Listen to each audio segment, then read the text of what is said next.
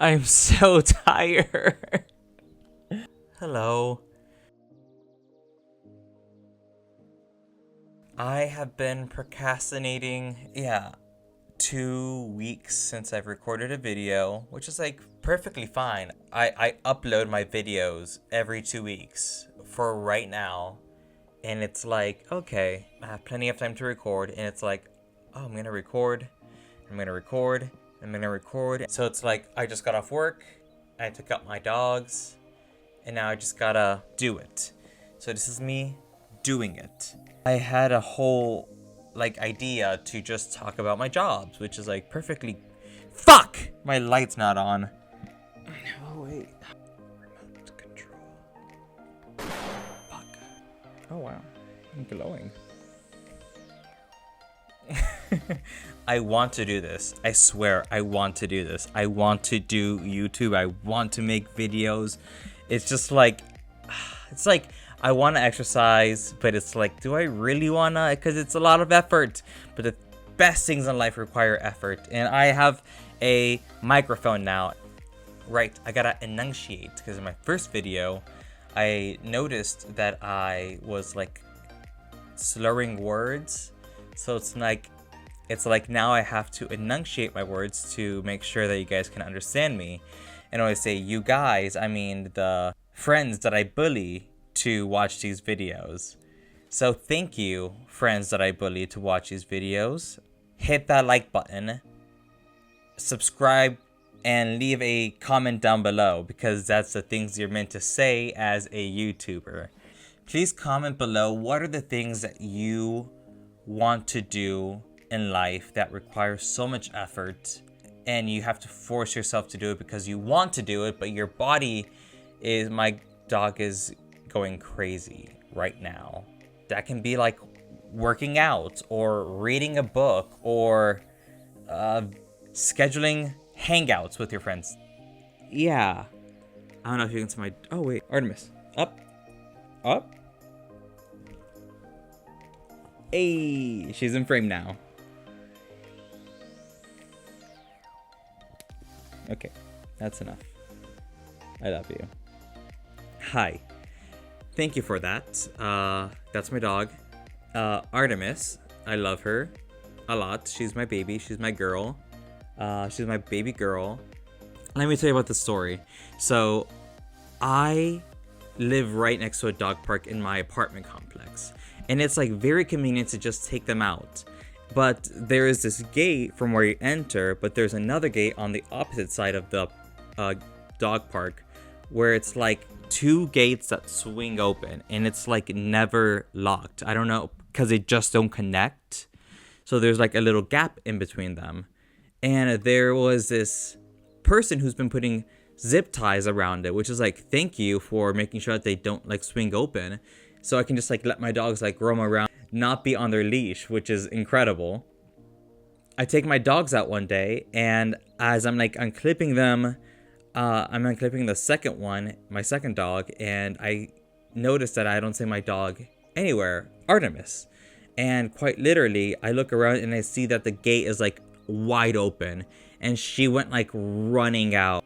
It's like I am freaking out right now. Luckily, I did not unhook my bigger dog, Apollo, or else it would have been chaos because Apollo is very dog aggressive, like male dog aggressive. So luckily he was not off leash yet. So I tied his leash around a pole and I went running after Artemis. And I told this construction worker who was nearby to like look after my dog, making sure he didn't like leave the fence area.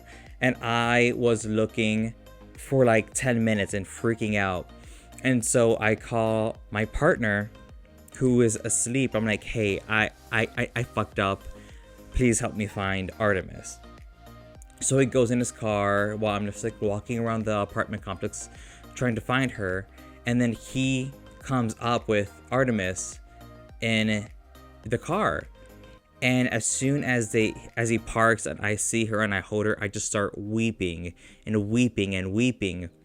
Because I thought that I would never see her again. And I had fucked up and that my partner would hate me. And it was like, oh my God. And he was he was very surprised that I started crying, because he was like, she was just gone for a few minutes. I'm like, I thought I would never see her. She's my girl. She's my baby girl. And I was so, so scared. He was like, yeah, just like make sure that next time when you take them out to the dog park, make sure that all the security is like good. I'm like, the perimeter is good. I'm like, okay, yeah, I got it. 2 weeks later, I take them out at night, and I see from across the dog park, when you enter that gate, and I'm like, okay, the zip ties are there. It's fine. I can let them off leash. There's still this gap, but like the zip ties are making sure that it's closed. But I guess it wasn't tight enough, because this little Houdini swiggles her way through the little gap and like starts bolting. And I'm like, oh my God. And I know it's gonna get dark really quick. So I run and I leave Apollo in the apartment, because it's right next to the dog park. And I just go on my scooter and I just go around the apartment complex, like yelling, Artemis, Artemis, Artemis. And this neighbor who was right next to the dog park, like from their balcony, they're like, hey, is everything okay? And I'm like, no, my dog, she like ran out from the gate, and like I'm trying to find her. Her name's Artemis. And so they go like down, also like looking for her, which is like super, super, super cool of them to do. And it is now dark, so I'm with my flashlight, and I give up. And like I'm gonna have to put up posters. I'm gonna have to my partner is at work right now, so he can't do anything, and he's gonna be so upset when he gets home. But he knows how much like I feel guilty, because like this is happening, and like I didn't want it to happen. I was trying to be careful. So as I'm like headed back to my apartment with my scooter, I see like 2 people like walking down the dark road with like a dog, and I'm like, oh my God, this might be my Artemis, but I don't want to get my hopes up, because if I start to get my hopes up, then it's like, what's like, if it's not her, I'm gonna be extremely sad. And then I hear like it's a guy and a girl, and then the guy's in the front like holding the dog, and then my neighbor says, hey, is this her? And so I'm like, oh, it's my neighbor. Maybe he found a dog, but maybe not my dog. And I get closer, and it's Artemis, and he's holding her. And as I'm like, I just throw my scooter to my side. This is an electric scooter. It is like pretty expensive scooter, but like I just throw it to the side. I just go up to him, and I just hug him, and I just start crying in his arms, because I'm like, thank you so much for doing what you're doing. Like they didn't have to go down and like look for my dog, and he found the dog. I'm like, oh my God, where was she? He was like, she was just like next to some doors, like sniffing around the doors. I'm like, of course she fucking was. But I'm crying in this neighbor's arms, and the girlfriend is just like there, and she's like, oh, I'm like, I'm glad she was not intimidated by me hugging her boyfriend. But like, I'm like, thank you so much. And like now it's like awkward, because now I'm just like have tears on his shoulder, and now I'm like holding my dog. I'm like, all right, bye. If you ever need anything, I'm in this apartment. Thank you so much. Was so scared. So after that time, I was like, no more chances. I am putting an Apple tag on both of them, because if this ever happens again, I can at least like, ping it with my phone, or like try to locate it. But gosh darn, I am never going through that again. Like if I ever see her like getting close to that gate where she escaped from, I'm like, get away from there, because I cannot go through that struggle again. I have this joke that whenever my coworkers or my boss is talking about their children, I'm like, oh, I get it, I have 2 dogs, so it's basically the same. Which it is in some ways, but it isn't in most ways. But like I get it. I get how it is to love something that you chose to have. Sometimes feeling like, oh my God, why did I do this to myself? Why do I have her? Or why do I have them? Because I'm just so frustrated right now. I was like, oh my God, what would be my life without them? But like when they're there, and when you have those moments of love, it is incredibly worth it. And you just feel like you can't imagine yourself in that moment without them. And that's how it is to like that. I guess that's why I reacted so strongly when I found Artemis, when I cried when I found Artemis twice. It's like I couldn't imagine my life anymore without her.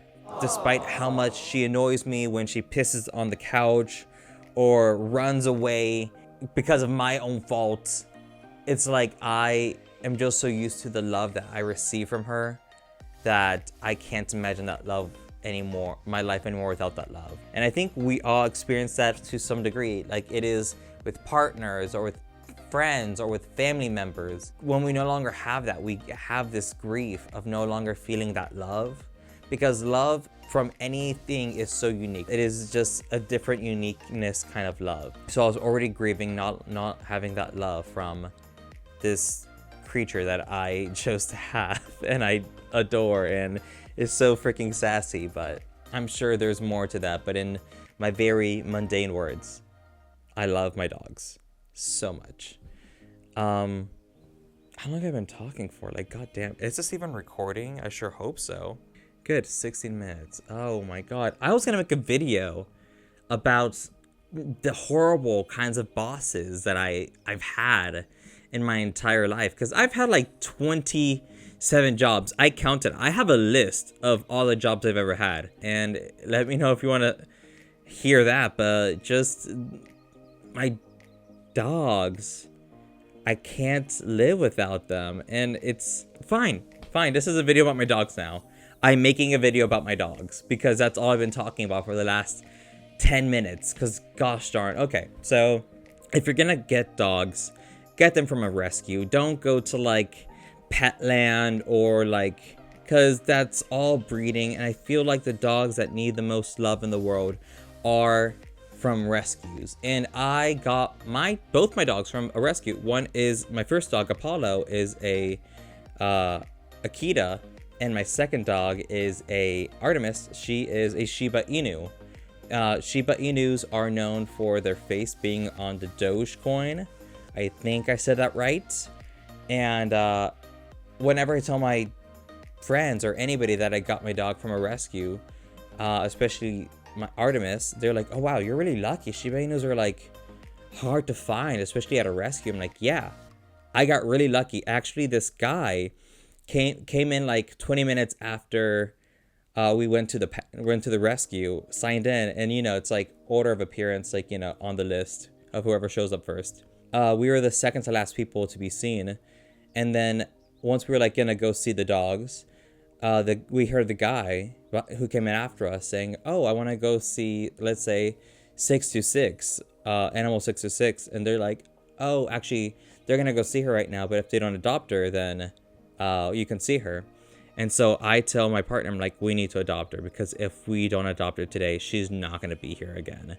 And so we adopted her that day because like she was so cute, and we already had an Akita, and we're like, all right, what if we get another Japanese breed dog? That'd be kind of cunty.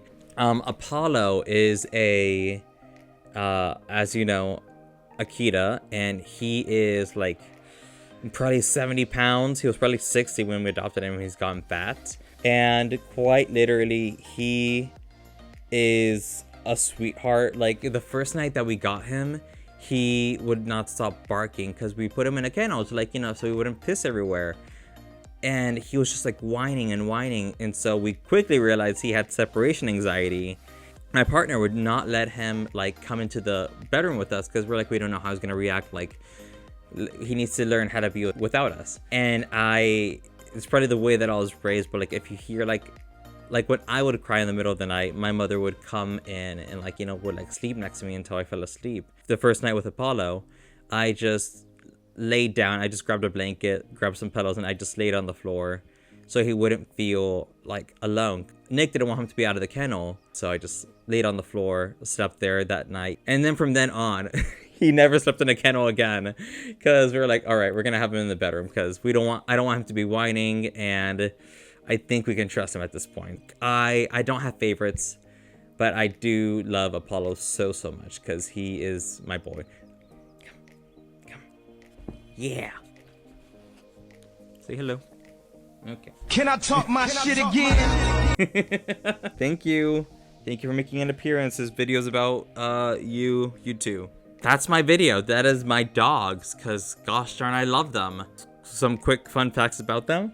Artemis is a hider. She loves to find the darkest, most remote corner in a room, and she will hide there. If you have couches, she will like bury herself with cushions and like just try to like burrow her way into them. And Apollo has the loudest bark when he sees somebody like enter the apartment who's like doesn't like either me or my partner. He'll like bark, trying to bark at them, like, you know, jump on them, and then they try to find their favorite toy and then bring it to the person to then try to play. They are sweethearts and I love them a lot. Also, people really love Artemis more because she's like small and pretty gentle and has like really like cute licks to them. To her, she licks people's faces and it's like really adorable and really gentle. And so people are like, oh my god, I loved Artemis, she's so cute. I'm like, all right, great, what do you think about Apollo? And they're like, oh, he's cute too, but like I love Artemis more. And like that just got to me because I'm like, she's getting all the love, and Apollo's he's cute too. People should love him too. And so I get kind of bitter when people say that they love Artemis more. I don't know, I feel like I'm very much Apollo because I'm very extroverted. He's my sweetheart. And I love Artemis too, obviously. I feel like when parents lie and they say they have favorites, or they don't have favorites, that's a lie. I feel like every parent has a favorite. Apollo's my favorite, I said it. But I still love Artemis, equally. Can I just say I love my dogs, and for me not to get canceled because I love Apollo more. Please don't cancel me. I love my dogs. I swear. Alright, goodbye. I think it was worth it because now I'm just talking. I don't want to prepare. I don't want to have an idea and then just talk about it. I want to just fucking let my ideas flow and let that be fine. So let me know if you like this train of thought video, or if I should do more of these videos, or if I should just stick to... I feel like I should just come in with a topic that I feel like in that moment, and not one that I have had to prepare like days about. I think that's a good strategy. I'm gonna see how that works for next time. Thank you very much. Damn it, I don't know how to say goodbyes. If you like this video, thank you for watching. If you love my dogs, thank you for watching. And if you love books, thank you for watching. Bye.